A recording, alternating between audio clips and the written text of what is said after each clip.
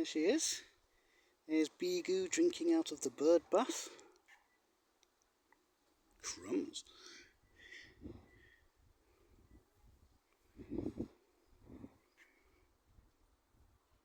She probably can't reach the pond.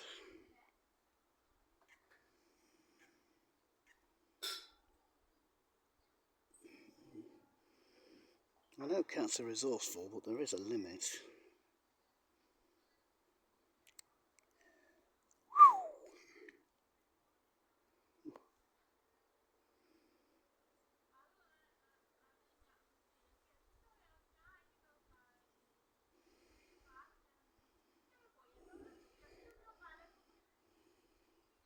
Crikey.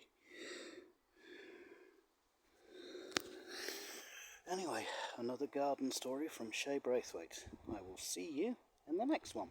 Hello, for now.